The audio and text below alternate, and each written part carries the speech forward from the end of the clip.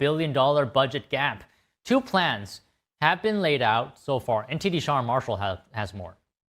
New York Mayor Zohran Mamdani is sending an ultimatum to Governor Kathy Hochul.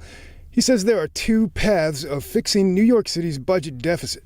The first path repairs the structural imbalance between the city and the state. We want to work with Albany to raise personal income taxes by 2% on the 33,000 New Yorkers earning more than $1 million a year, and to raise corporate taxes on the most profitable corporations. At a separate event Tuesday, Governor Hochul said that Mamdani needs to go back to the drawing board.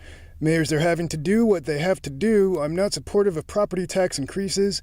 I don't know that that's necessary. That's after giving City Hall an extra $1.5 billion on Monday. First off, this is a preliminary plan, and this is really the start of Mamdani negotiating with the state.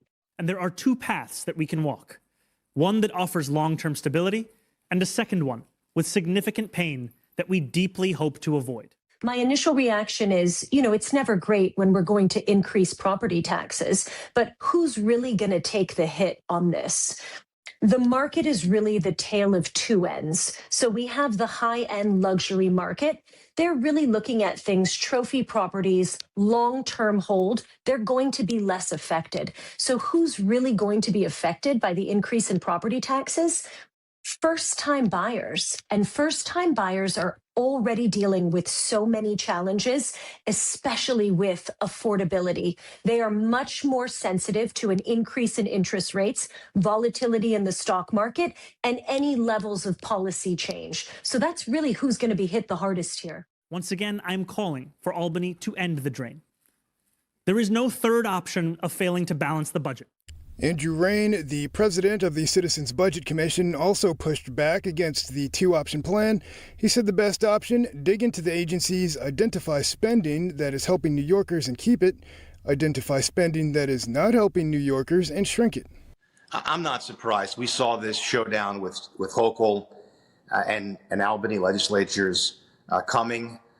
This is a game that is played politically between the mayors of New York and governors when there's a budget.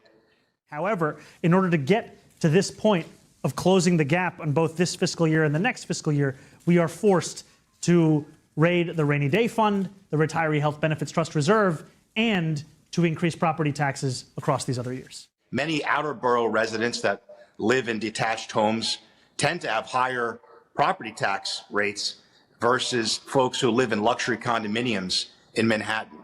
Okay, this will exacerbate that tax burden on hardworking New York City taxpayers. This money grab is really the only vehicle at the mayor's disposal. He does not have the power to raise corporate taxes or personal income taxes.